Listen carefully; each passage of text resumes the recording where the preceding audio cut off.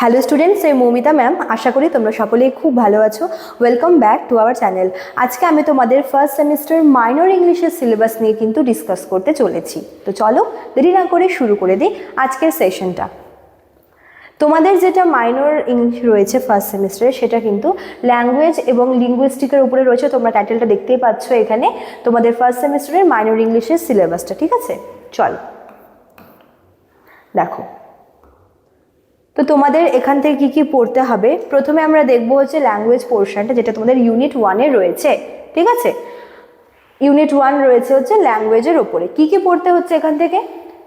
1, language and communication. ঠিক আছে, language এবং কমিউনিকেশন সম্পর্কে পড়তে হবে।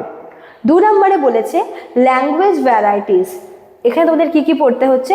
Standard and non standard language, মানে ল্যাঙ্গুয়েজের ভ্যারাইটির মধ্যে দুটো পড়ছে, standard and non standard language. 3 নম্বরে কি আছে? Language change. ঠিক আছে, মানে তোমাদের ইউনিট 1টা কিন্তু পুরোপুরি ল্যাঙ্গুয়েজের বেসিক মানে বিষয়টা তোমাদের কাছে পুরোপুরি ক্লিয়ার হয়ে যাবে যদি তোমরা এই টপিকগুলো ভালো করে তোমরা পড়তে পারো। ঠিক আছে, এবার চলে আসছে ইউনিট 2, যেটা রয়েছে ফোনেটিক্স অ্যান্ড ফোনোলজির ওপরে। কি কি রয়েছে এখান থেকে?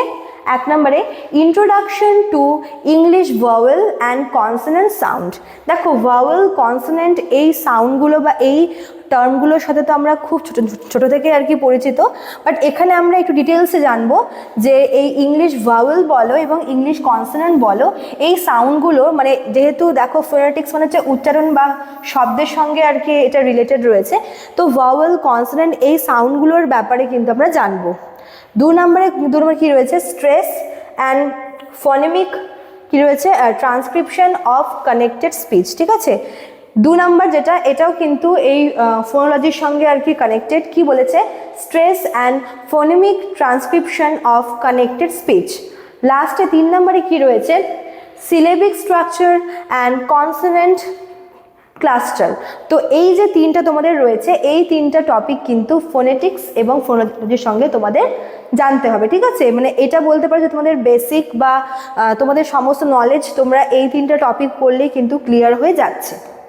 চলো এবার দেখবো আমরা ইউনিট 3, লাস্ট ইউনিট, যেটা রয়েছে হচ্ছে সিনট্যাক্স আর হচ্ছে সিনট্যাক্স আর রয়েছে হচ্ছে সিমেন্টিক্স। ঠিক আছে, কি কি রয়েছে এখানে? ক্যাটাগরিজ চেয়েছে, ক্যাটাগরিজ অ্যান্ড কনস্টিটিউয়েন্টস। 2 নম্বরে রয়েছে ফ্রেজ স্ট্রাকচার।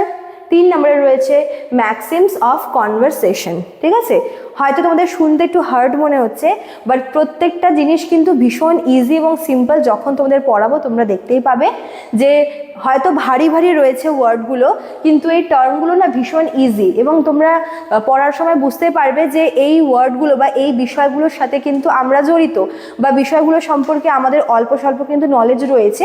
তোমাদের এখানে একটু ডিটেলসে তোমাদের জানতে হবে। ঠিক আছে, এটাই হচ্ছে বিষয়টা। চলো, তো এই ছিল তোমাদের আর কি মাইনর ইংলিশের সিলেবাসটা। এটা হচ্ছে ইউনিট 3, এখানে তোমাদের রয়েছে ইউনিট 2 এবং ইউনিট 1। ঠিক আছে, তো ল্যাঙ্গুয়েজ এবং লিঙ্গুইস্টিকের ওপরে তোমাদের মাইনর ইংলিশটা পড়তে হবে ফার্স্ট সেমিস্টারের জন্য। ঠিক আছে, চলো, তো আজকে এতটুকুই থাকলো।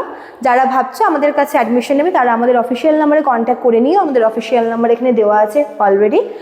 এছাড়াও দেখো, এখানে কিন্তু কোর্স ফিটাও অলরেডি দেওয়া রয়েছে, মেজর এবং মাইনর দুটোর জন্যই এখানে প্রোভাইড করা রয়েছে।